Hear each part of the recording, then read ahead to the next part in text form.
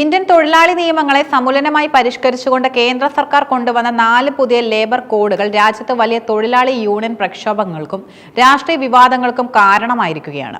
ഏറെക്കാലത്തെ സമരങ്ങളിലൂടെ തൊഴിലാളികൾ നേടിയെടുത്ത അവകാശങ്ങൾ ഇല്ലാതാകുന്നു. തൊഴിലുടമകൾക്ക് അനുകൂലമായി നിയമങ്ങൾ മാറ്റിയെഴുതുന്നു എന്നിങ്ങനെ നിരവധി വിമർശനങ്ങളാണ് ഈ കോഡുകൾക്കെതിരെ ഉയരുന്നത്. ഈ പശ്ചാത്തലത്തിൽ കേന്ദ്ര സർക്കാരിന്റെ കടുത്ത സമ്മർദ്ദങ്ങൾക്കിടയിൽ ഈ നിയമങ്ങളെ പ്രതിരോധിച്ചുകൊണ്ട് കേരള സർക്കാർ സ്വീകരിച്ച തൊഴിലാളി പക്ഷ നിലപാട് ഏറെ ശ്രദ്ധേയമാകുന്നു. കേന്ദ്ര സർക്കാർ 29 പഴയ തൊഴിൽ നിയമങ്ങളെ സംയോജിപ്പിച്ചുകൊണ്ട് 4 പുതിയ ലേബർ കോഡുകളാണ് കൊണ്ടുവന്നത്. വേതന കോഡ്, വ്യവസായ ബന്ധ കോഡ്, സാമൂഹിക സുരക്ഷാ കോഡ്, തൊഴിൽ സുരക്ഷാ ആരോഗ്യ കോഡ് എന്നിവ. ഈ നിയമങ്ങൾ 2025 നവംബർ 21 മുതൽ നടപ്പിലാക്കുമെന്നും കേന്ദ്രം പ്രഖ്യാപിച്ചിരുന്നു.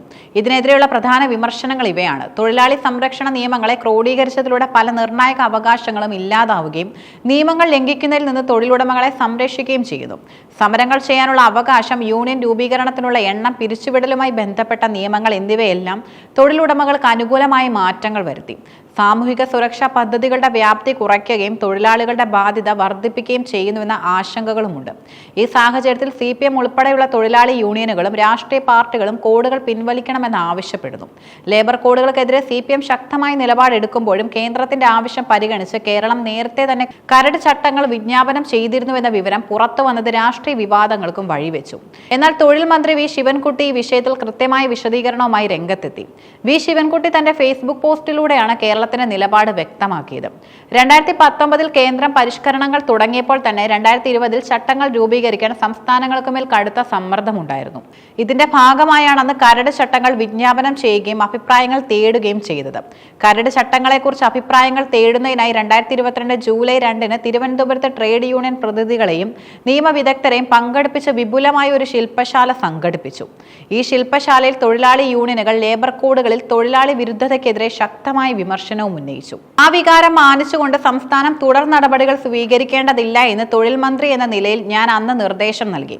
കഴിഞ്ഞ 3 വർഷമായി ഈ വിഷയത്തിൽ സംസ്ഥാനം ഒരു തുടർ നടപടിയും സ്വീകരിച്ചിട്ടില്ല എന്നത് കേരള സർക്കാരിന്റെ തൊഴിലാളി പക്ഷ നിലപാടിനുള്ള തെളിവാണെന്നും മന്ത്രി അവകാശപ്പെട്ടു.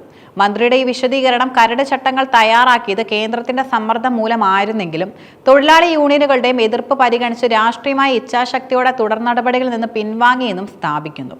കേരളം തന്റെ വിയോജിപ്പ് കേന്ദ്ര സർക്കാരിനെ നേരിട്ടും അറിയിച്ചിട്ടുണ്ട്. കഴിഞ്ഞ നവംബർ 11, 12 തീയതികളിൽ ഡൽഹിയിൽ നടന്ന സംസ്ഥാന തൊഴിൽ മന്ത്രിമാരുടെ യോഗത്തിൽ വി ശിവൻകുട്ടി ലേബർ കോഡുകളിലെ തൊഴിലാളി വിരുദ്ധ വ്യവസ്ഥകൾ ചൂണ്ടിക്കാട്ടി കേരളത്തിന്റെ ശക്തമായ വിയോജിപ്പ് കേന്ദ്ര തൊഴിൽ മന്ത്രിയെ അറിയിച്ചു. കേരളം ഉന്നയിച്ച ആശങ്കകൾ പരിഹരിക്കാൻ ഉടൻ ട്രേഡ് യൂണിയൻ പ്രതിനിധികളുടെ യോഗം വിളിക്കാമെന്ന് കേന്ദ്രമന്ത്രി ഉറപ്പ് നൽകിയിരുന്നു. എന്നാൽ ആ വാഗ്ദാനം നടപ്പിലാക്കാതെയാണ് കേന്ദ്ര സർക്കാർ ഇപ്പോൾ നിയമം നടപ്പിലാക്കാനുള്ള വിജ്ഞാപനം പുറപ്പെടുവിച്ചിരിക്കുന്നത്. ഇത് കേന്ദ്ര സർക്കാരിന്റെ ഭാഗത്തു നിന്നുണ്ടായ വിശ്വാസ ലംഘനമാണെന്നും മന്ത്രി ആരോപിച്ചു. കേന്ദ്ര വിജ്ഞാപനത്തിന്റെ പശ്ചാത്തലത്തിൽ ഈ നിയമങ്ങൾക്കെതിരെ ദേശീയ തലത്തിൽ ശ്രദ്ധ ക്ഷണിക്കാനും BJP ഇതര സംസ്ഥാനങ്ങളുടെ പിന്തുണ ഉറപ്പിക്കാനും കേരളം ശ്രമിക്കുന്നുണ്ട്.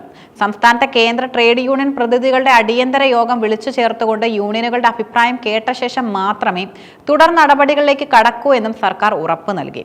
ഇത് തൊഴിലാളി സംഘടനകളുടെ ഐക്യം ഉറപ്പാക്കാൻ ലക്ഷ്യമിടുന്നു. ഈ വിഷയത്തിൽ ദേശീയ തലത്തിൽ ശ്രദ്ധ ക്ഷണിക്കുന്നതിനായി തിരുവനന്തപുരത്ത് ഒരു ദേശീയ ലേബർ കോൺക്ലേവ് സംഘടിപ്പിക്കാനും തീരുമാനിച്ചു.